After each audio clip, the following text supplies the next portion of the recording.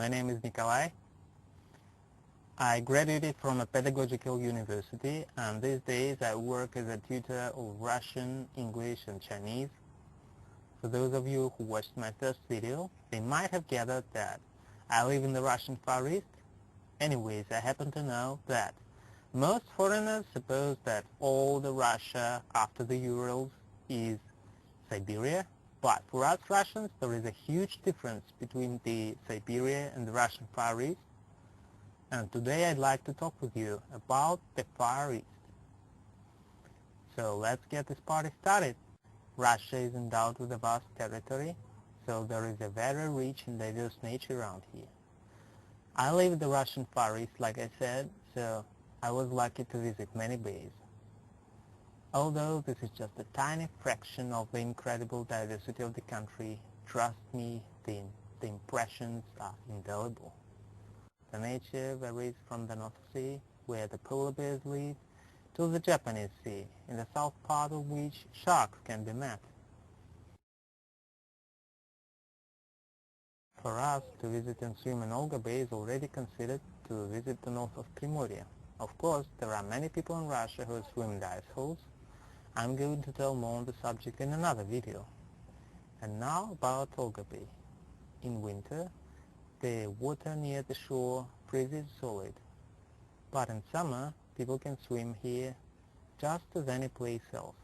There are many people resting here in the tents they brought with them to pitch them on the seashore, but you can also book a room. Once upon a time I was going to go there and research the subject. A summer house without accommodations is provided, a gas stove, refrigerator, some furniture. They get there by car. Provisions are purchased in the nearest settlement. There is a gently sloping sandy coast here. The height of the coast relative to the sea is small, and the purest seawater. In fact, it's so pure that it can be comfortably used for cooking, which everyone does. By the way, the warmer the water, the salter it is. A place closer to the south I happened to visit once, Nakhodka. This area is characterized by Sopka hills. I am not sure whether they can be found anywhere other than the Far East. They are something between hills and mountains, covered with forests and shrubs, through which rocky cliffs and gigantic mossy boulders occasionally peep through. The hills are of completely different shape and sizes and occupy a vast space, forming an endless horizon that excites people with its beauty. At the same time, they usually do not block the view much, allowing you to consider the terrain of the neighboring numerous hills. The road among the hills to Nakhodka winds endlessly, bending around their outlines, then diving down, then rushing up, then to the left, then to the right. And since this is a real taiga, you keep on thinking about tigers, leopards, or roe deers. The Amur tiger is one of the largest land predators on our planet and one of the smallest subspecies of the tiger listed in the Red Book.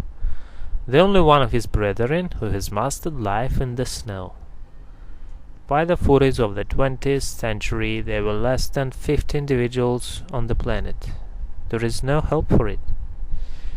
In 1947 a general ban on the Amur tiger has been introduced. As a result of the measures taken, the long-term decline in the number of tigers in Russia has stopped. Scattered groups of animals began to gradually develop empty habitats, but unfortunately, the uneven distribution of the species is still the case.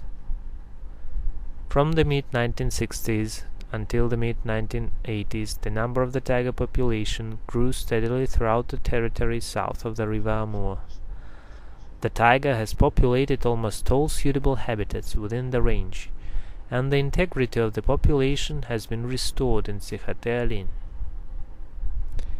During the collapse of the USSR, the efficiency of the work of law enforcement agencies and customs services sharply decreased. The system for the protection of wild animals was effectively ruined. There was an actual collapse of the protection of forests, which are the habitat of the taiga. Impunity led to a sharp surge in poaching. Some measures have been taken to date Thanks to the reserves and the safari park, number of tigers in Russia is estimated at about 500 individuals. About 20 to 30 more individuals live in China. Another rare cat lives here as well. It's the far eastern leopard, the northernmost subspecies of leopards, and it lives only in the southwest of Primorsky region. The length of males reaches 136 centimeters, tail up to 90 centimeters, weight up to 53 kilograms. The total population of the Far East leopard is about 40 to 50 individuals, with the majority living in Russia in the Primorsky region, about 30 individuals, and less than 10 individuals in the provinces of Jilin and Heilongjiang in China. In South Korea, the last encounter with a leopard was recorded in 1969. Leopard hunting has been banned since 1956. According to Da Vinci, any cat is a work of art. Because I like cats, it's difficult for me to imagine how anyone can even think of harming these regal creatures. In Primorie, about half of the area of the Far Eastern leopard is on the territory of the land of the Leopard National Park, created in 2012. Tasks of the Primorsky Safari Park.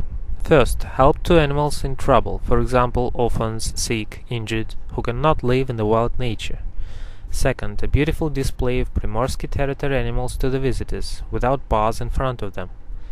Third, environmental education. The live show is accompanied by the stories of the guides about the animals.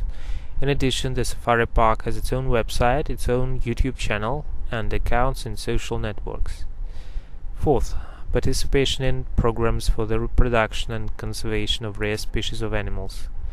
Fifth, the return of animals to the wilderness. The inhabitants of the safari park who have undergone successful rehabilitation, recovered and able to live in nature, return to their natural habitat.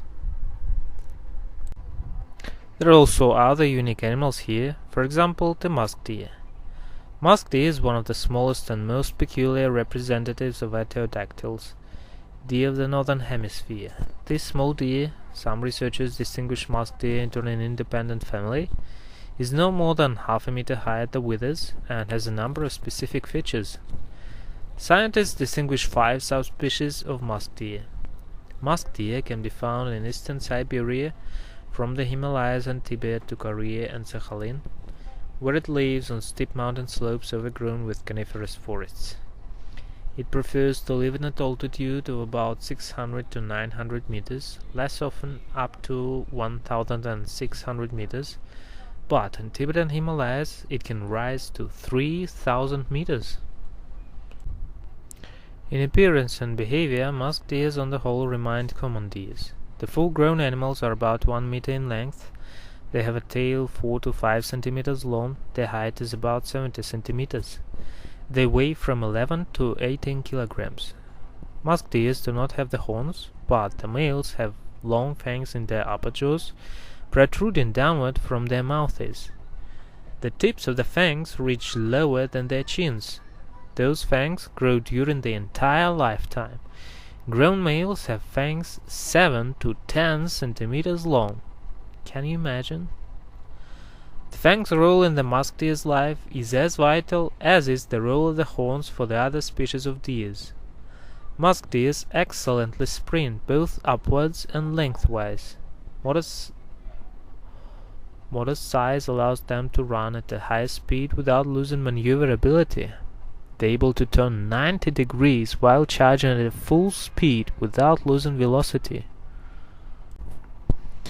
Yes, there is such an unusual neighborhood in taiga, the meeting of the nature of the south and north. Therefore, you can meet both pines and spruces, trees of the north, and creepers, typical of the south. The representative of the south, a leopard, and a bear, representing the northern regions. Of course, not a white bear, those are even further north, but a Mancarian bear. It's not a master of the taiga, which title rightfully belongs to a brown bear, but it is very handsome.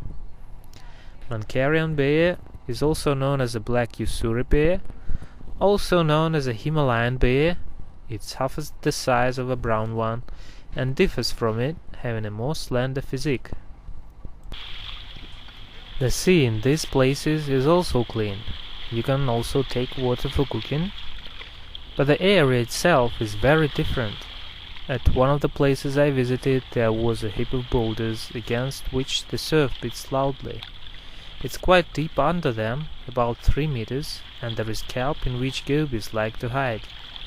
The middle part of the bay is chosen as a beach by tourists. This is a rather small sandy space interspersed with pebbles, and around it one can find stones of various shapes. And what is interesting, everything is round in shape, because a strong wave skillfully processed everything. Even blocks on which you can sunbathe have lost their stone corners and rough surfaces.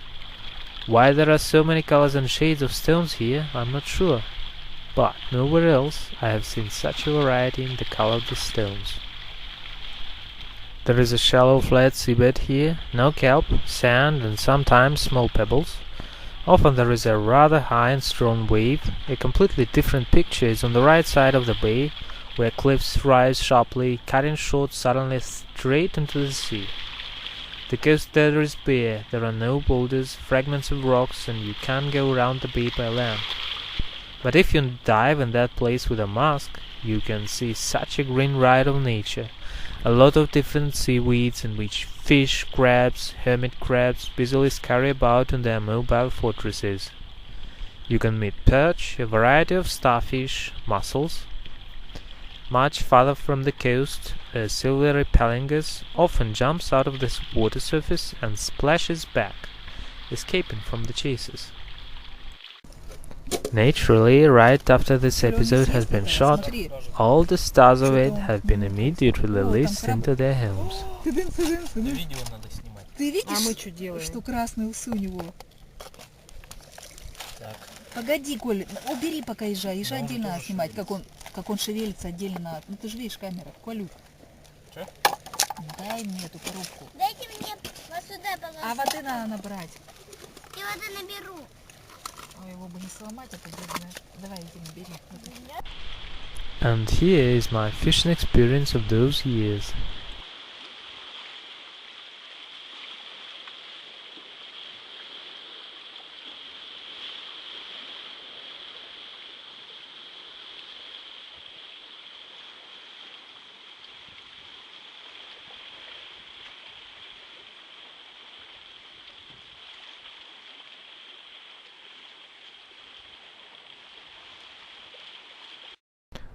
Closer to Vladivostok is Большой Камень, Ilmovaya Bay, a slightly sloping sandy and pebbly coast.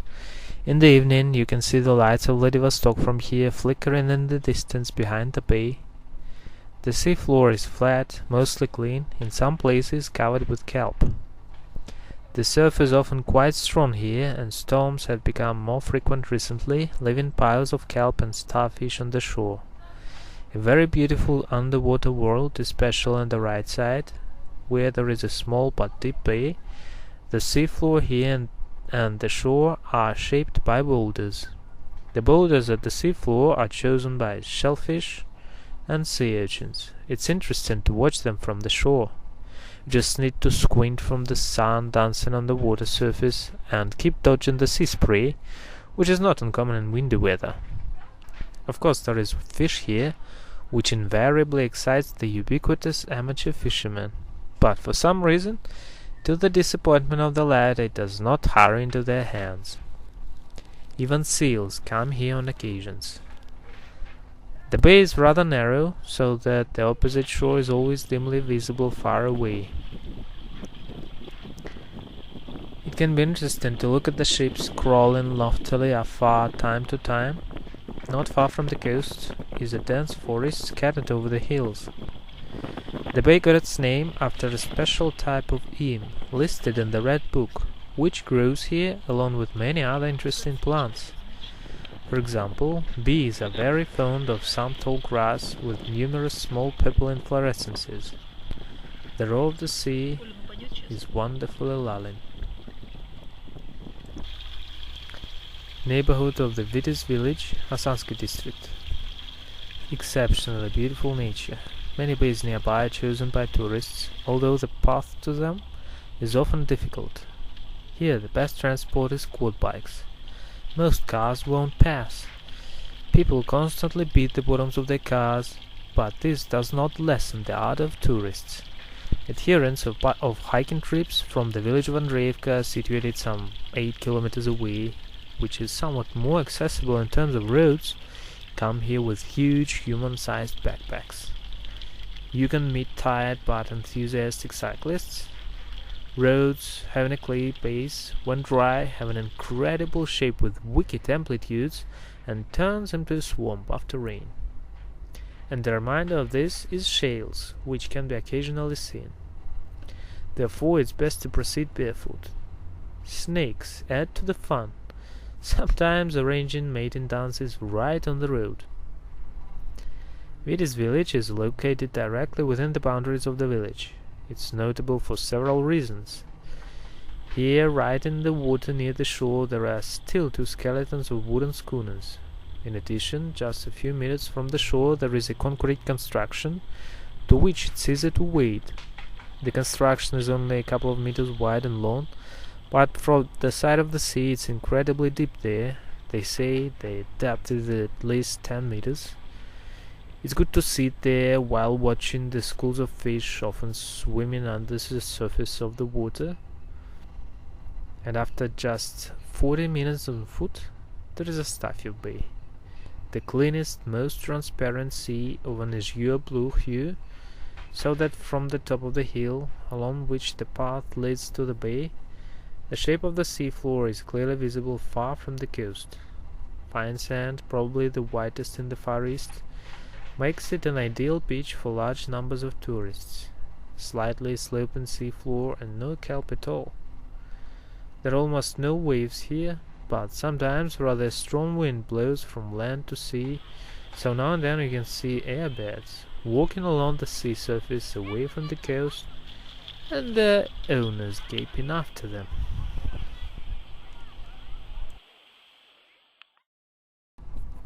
Following the Astafyev Bay is Salvation Bay, where the road leads, laid by enthusiasts along the inevitable peaks of the hills. The shore is pebbly, rather flat, with rocky fragments. It's notable for the fact that there are 2 small islands, which are easily reached wading. They're extremely picturesque. Their height is approximately equal to their diameter and is less than 10 meters, so they look like raisin cakes. There is a steep path to the top of one of them. The slopes are steep, rocky, and on top of them there are cruciferous pines, one of the local attractions, clinging to the stone and thin air with their roots. The Chinese belief about the souls of ancestors is associated with them. The view from above is mesmerizing. You can clearly see the sea inhabitants and the shape of the seafloor through the transparent surface, either falling down in a deep gorge or writhing with sharp peaks.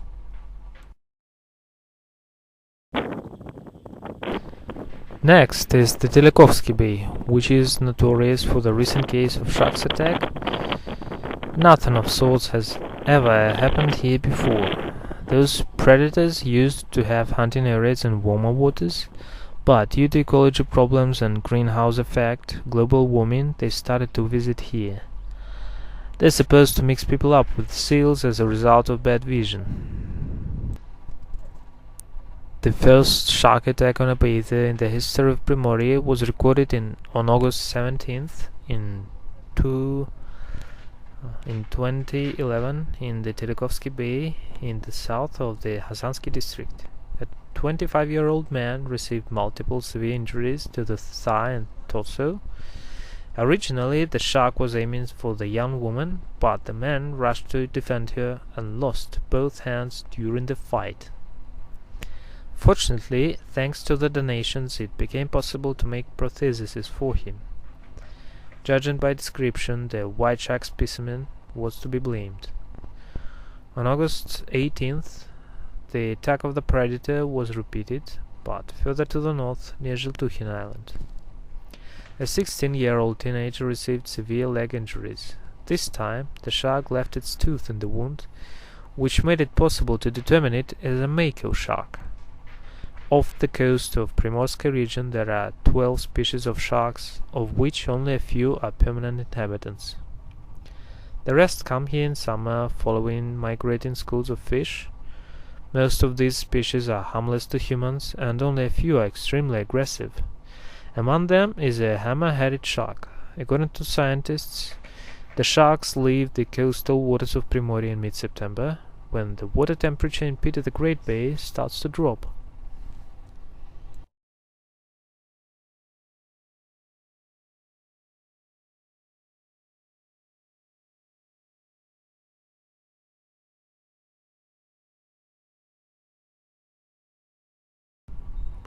Zarubina. This is almost the most extreme southern point of Primorje. To get there you have to drive 6 hours from Vladivostok by car. The coast here is very peculiar, like the sea itself, almost the entire coastal strip. As far as you can see, it's rather narrow, about 10 meters from the sea. A road runs parallel to its edge. The coastal strip itself is rocky. There is sharp stone and a little sand, but rounded cobblestones rolled by the waves predominate, a sort of black and white dragon's egg, so to speak. Or, better to say, they are a white color with the smallest black patches. There is one place where only such stones can be found, and all of them are almost exactly the same small size. An unusual place. The sea floor descends evenly, but rather steeply. The sea is deceptive. The surf rustles, but you can hardly meet a large wave here. However, there is such a dangerous phenomenon as a rip current here. When you try to go ashore, it's very difficult to swim up to it, being just a few meters away from it at the moment, as if you're rowing in one place.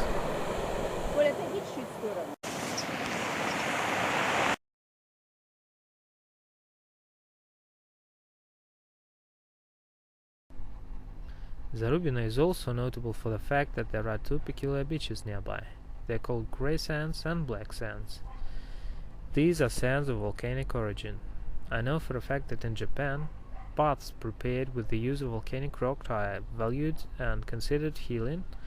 The degree of relatedness of the rocks and their properties would be interesting to learn.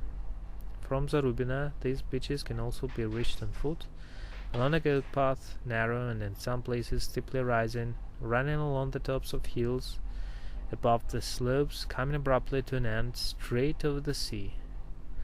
The view and intoxicatingly rich odor from the meadow herbs are unforgettable. The sand is really black, coarse and heavy.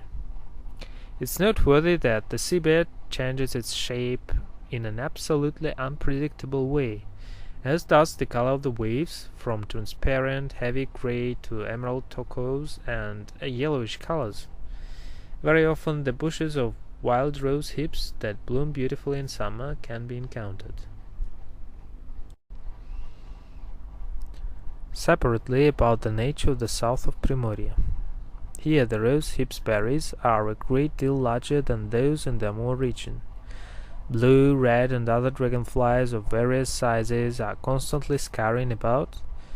Here you can meet, though these days very rarely, the lady sleeper, the only orchid in the local nature, but of different colors. On the roadsides they often sell actinidia or arctic kiwi collected in the taiga. The fruits are soft, a couple of centimeters in diameter. By their taste and in appearance they really resemble kiwi fruit, also known as Chinese gooseberry. Properly harvested fruits have an inimitable aroma and possess strong medical properties. The plant is unique. Like many other plants and animals, it can be found only here, due to the special climate and geographical conditions.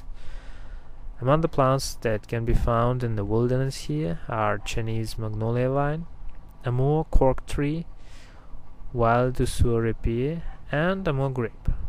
All of those provide fruits or berries with a unique taste and healing properties. Palm-sized blue swallowtails are everywhere.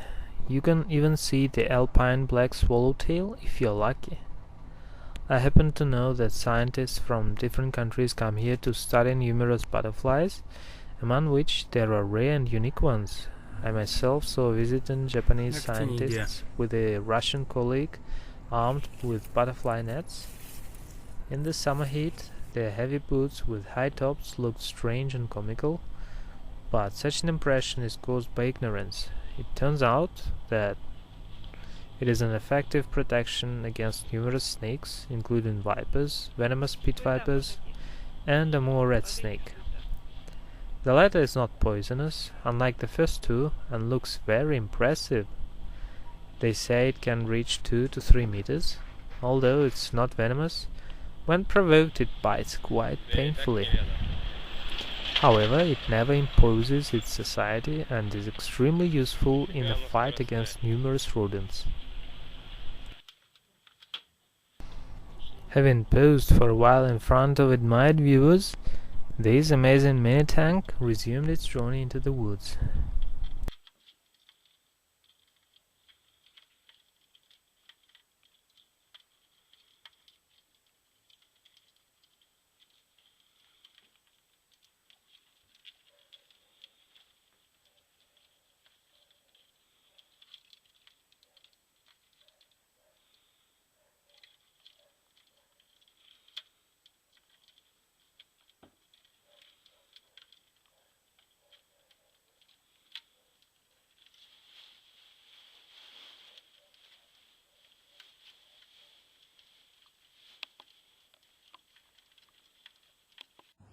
I truly appreciate some of your comments and likes and subscriptions and your support.